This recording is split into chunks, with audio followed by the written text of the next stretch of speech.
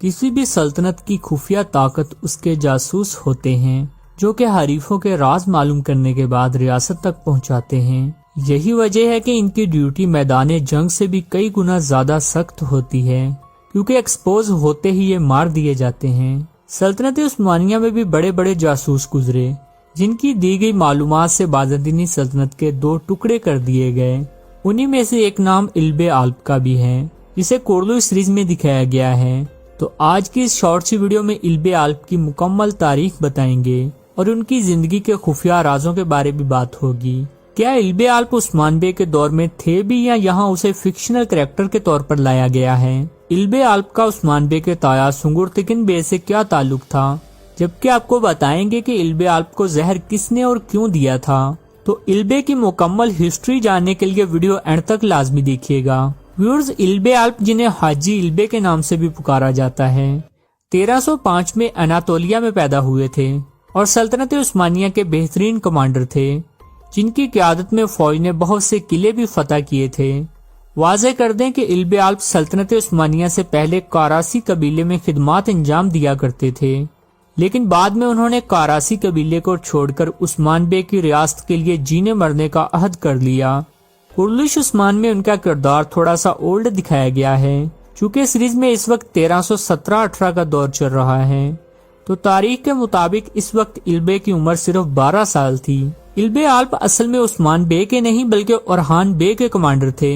यही वजह है कि कोरलू सीरीज में भी इल्बे को ज्यादा ओरहान बे के साथ ही दिखाया गया है।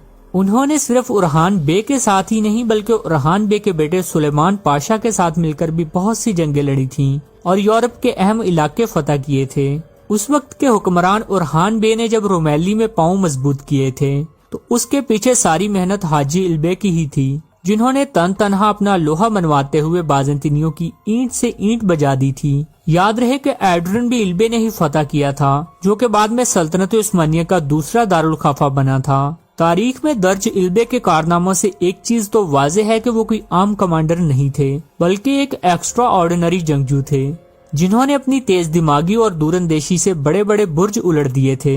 जब ओरहान बे के बेटे मुराद अव्वल को बाज़ंतीनियों की जानिब से कैद किया गया तो वो हाजी इल्बे ही थे जिन्होंने थोड़ी सी फौज के साथ ही बाज़ंतीनियों पर दावा बोला था और उन्हें घुटने टेकने पर मजबूर कर दिया था। तारीख में इस मार्के को किरमन का नाम दिया गया है। इस जंग में कामयाबी के बाद इल्बे का नाम पूरी सल्तनत में गूंजने लगा था। ताहम इल्बे की ये कामयाबी और शोहरत सल्तनत उस्मानिया के ही कुछ वजीरों को चुभने लगी थी और वो इल्बे को अपना हरीफ तस्वुर करने लगे कि कहीं इल्बे कल को हमारी जगह ही न ले ले। यही वजह है कि किरमन के मार्के के फौरन बाद सल्तनत उस्मानिया के ही एक वजीर, जिनका नाम लाला शाहीन पाशा था, उन्होंने इल्बे को बेदर्दी के साथ जहर देकर शहीद कर दिया। और जहाँ तक इल्बे की सुंगुरतिकिन से ताल्लुक की बात है, चूँकि सुंगुरतिकिन बे एक टॉप लेवल के जासूस थे और उनकी फैमिली भी खुफिया ही थी, जिसका तारीख में कोई जिक्र नहीं मिलता। यही वजह है कि इस बात का फायदा उठाते हुए इल्बे के किरदार को सुंगुरतिकिन बे से जोड़ दिया गया है और उसे सुंगुरतिकिन बे के पोते के तौर पर दिखाया गया है। चूँकि इल्बे का किरदार एक तारीखी किरदार है तो ये लॉन्ग टर्म के लिए होगा और सिर्फ कुर्लू सीरीज ही नहीं ओरहान सीरीज में भी दिखाया जाएगा। व्यूअर्स, क्या मेरी तरह इल्बे आल्प का किरदार आपका भी फेवरेट है? कमेंट बॉक्स में जरूर बताइएगा।